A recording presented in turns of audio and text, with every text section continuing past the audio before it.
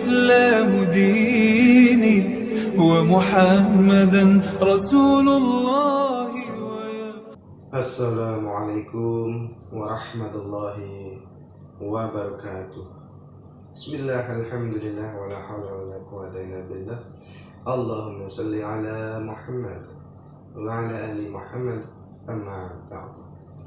Sahabat yang dirahmati Allah dan para pendekar di seluruh Nusantara, pada bagian pertama kemarin saya sudah menjelaskan tentang tutorial ruqyah mandiri bagian pertama. Salah satunya saya membahas tentang beberapa jenis ruqyah yang tidak kami rekomendasikan.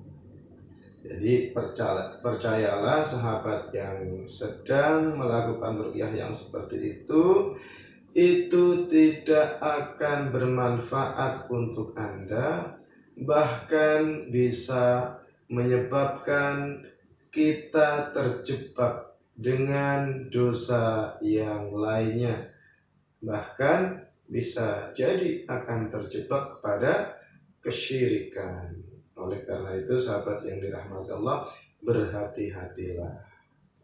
Sahabat semuanya harus percaya kepada kami, karena saya dan keluarga juga pernah mengalami gangguan jin dan sihir yang luar biasa.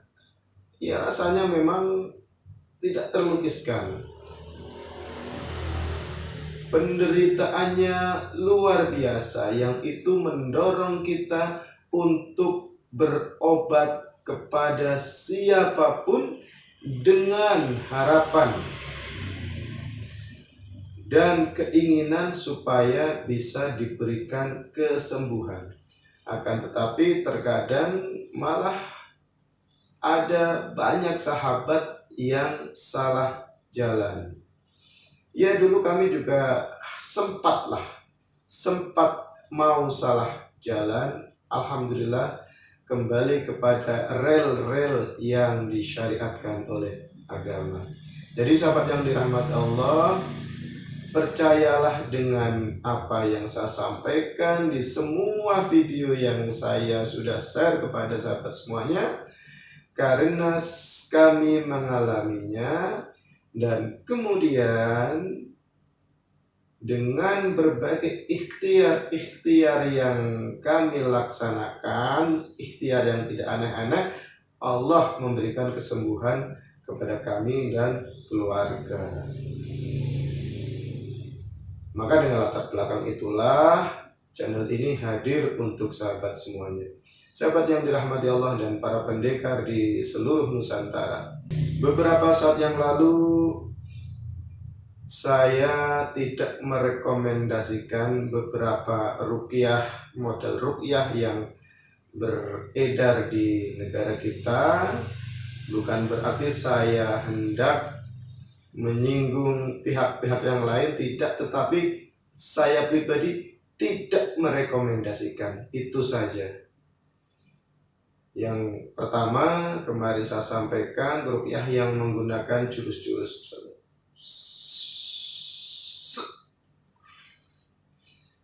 Kemudian ada juga ruqyah yang memakai pernafasan.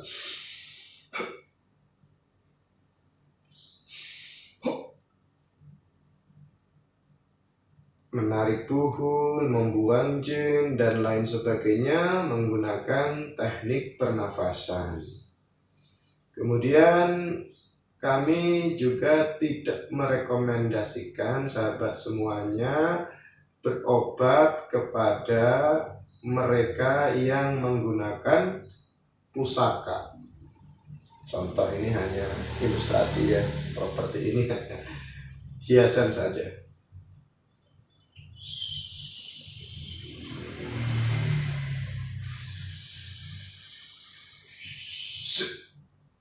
Misalnya pakai pusaka, misalnya pakai pusaka ya, ditempelkan di tubuh atau di mana,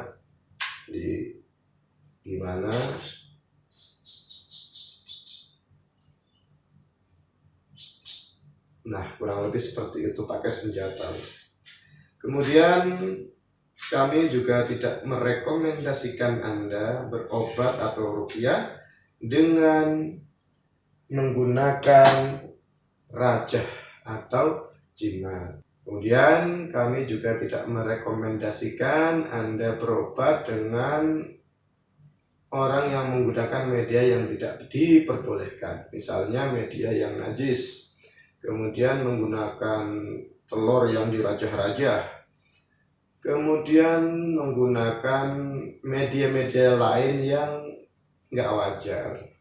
Kemudian barangkali sahabat pernah berobat dengan orang yang menggunakan mantra-mantra, apalagi berikhtiar kesembuhan dari sihir dengan menggunakan sihir. Itu jelas sekali kami tidak merekomendasikan, karena itu sama saja bekerja sama dengan setan dan bisa terancam dosa besar, bahkan kesyirikan. Sahabat yang dirahmati Allah dan para pendekar di seluruh Nusantara, saya menyampaikan bahwa ruqyah mengusir gangguan jin dan setan itu tidak aneh-aneh. Akan tetapi yang di video pertama saya sampaikan, prinsipnya adalah fasta'id billah, mohon perlindungan kepada Allah melalui doa. Maka jadikan doa itu adalah senjata Anda. Adapun membaca ayat ruqyah, zikir pagi petang dan lain sebagainya, itu bagian dari doa, memohon perlindungan kepada Allah dari gangguan jin dan sihir. Yang kedua yang sahabat harus benar-benar dicamkan baik-baik adalah doa itu harus tepat sasaran. Nah, bagaimana penjelasannya? Yang pertama, Anda sudah doa, misalnya sudah membaca ayat ruqyah, kemudian sudah memohon kepada Allah, memohon perlindungan kepada Allah dari serangan setan yang ada di tangan misalnya. Artinya ketika ada setan yang ada di tangan yang menyebabkan tangan ini berat, misalnya berat untuk digerakkan, misalnya ketika ada gangguan sihir yang ada di tangan, bukan kemudian dengan pusaka ditepuk-tepuk misalnya, tetapi cukup Anda berdoa, misalnya menggunakan tangan membaca ayat kursi al-falaq an-nas, lalu arahkan kepada yang ada keluhan di tangan. Berarti Bismillahirrahmanirrahim. Bismillahirrahmanirrahim. Allahu la ilaha illa huwal hayyul qayyum. La ta'khudhuhu sinatun wa la nawm. Lahu ma fis samawati wal ard. Man dhal ladzi yashfa'u 'indahu illa bi'idhnihi. Ya'lamu ma bayna aydihim wa ma khalfahum wa la yuhituna bi syai'in min 'ilmihi illa bima syaa. Wa syi'a kursiyyus samawati wal ard.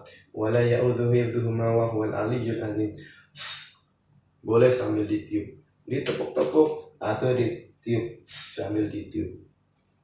Itu poin kedua yang harus sahabat fahami sebaik-baiknya.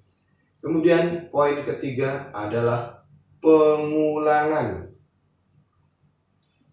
Artinya tidak sekali dua kali kita ruqyah kemudian pasti setannya akan pergi. Tidak seperti itu, meskipun bisa saja mereka langsung pergi kemudian tangannya menjadi ringan kembali. Tetapi harus ada pengulangan. Sahabat yang dirahmati Allah dan para pendekar di seluruh Nusantara, saya ulangi lagi. 3 prinsip dalam ruqyah mandiri yang wajib sahabat fahami dengan sebaik-baiknya. 1. Jadikan doa adalah senjata utama Anda. Kedua, niatkan, kuatkan niatnya, kemudian arahkan kepada daerah yang ada keluhan. Daerah yang ada keluhan itu dari ujung kepala sampai ujung kaki, kemudian pikiran atau hati, perasaan. Nah, ini ruqyah 3 dimensi ini nanti akan ada di video lainnya. Karena gangguan jin dan sihir menyerang 3 itu. Badan secara fisik, meskipun sebenarnya yang diserang itu bukan fisik, tapi badan halus, misalnya gigi, kepala seperti ditusuk, leher seperti diikat, dada seperti ditusuk, gatal-gatal kulit, perut sakit. Itu sebenarnya yang diserang adalah badan halus. Tetapi serangan kepada badan halus ini memicu raga kita ikut merasakan sakit. Maka ruqyahnya dengan tiupan, pijitan, atau dengan media yang sampai di daerah yang ada keluhan, yaitu media ruqyah yang diperbolehkan. Kemudian ada ruqyah pikiran atau akal, yaitu dengan membacakan doa dan ayat-ayat ruqyah yang sampai di pikiran kita atau keluhannya ada di hati atau di kolbu. Maka harus ada ayat-ayat ruqyah yang bisa kita rasakan, kita dengar, yang bisa sampai kepada dada kita. Itu nanti di video yang berbeda. Kemudian yang ketiga, lakukan pengulangan. Misalnya sahabat mengalami keluhan di dada, misalnya rasa panik, sesak, kemudian cemas, takut mati, kemudian was-was dan lain sebagainya, maka treatmentnya adalah dengan cara membacakan ayat ruqyah yang sampai di dada Anda, karena itu letaknya di hati, berarti ada setan di dada atau di kolbu.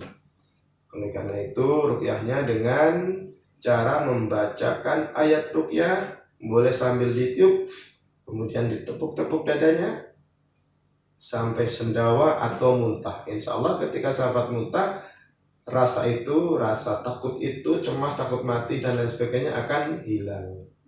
Atau dengan menghirup aroma kasturi yang diniatkan untuk menyerang atau melawan jin yang ada di dada.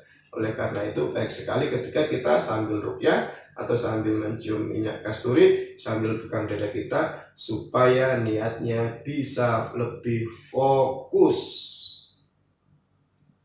Mudah-mudahan bisa dipahami ya. Saya ulangi lagi biar lebih paham. Yang pertama, jadikan doa sebagai senjata utama. Kemudian yang kedua, niatkan untuk ruqyah, dan harus ada bacaan doa dan ayat ruqyah yang diniatkan sampai kepada sasaran atau daerah yang ada keluhan. Yang ketiga, lakukan pengulangan. Nah, begitu sahabat semua yang dirahmati Allah.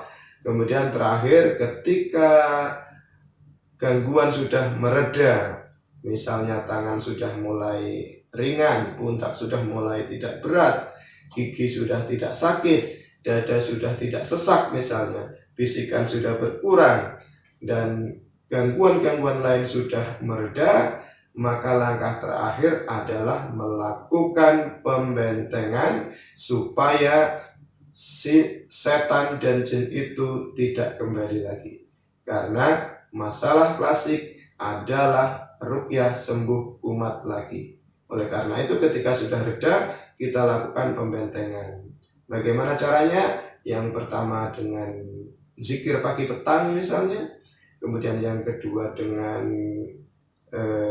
mengusap badan dengan membaca ayat kursi Al-Falaq An-Nas, kemudian mendawamkan wudhu, dan yang terakhir yang saya rekomendasikan adalah mandi air ruqyah setiap hari, supaya di dalam atau di badan kita ada dinding, ada cahaya, ada penghalang sehingga setan atau jin tidak bisa menembus badan kita.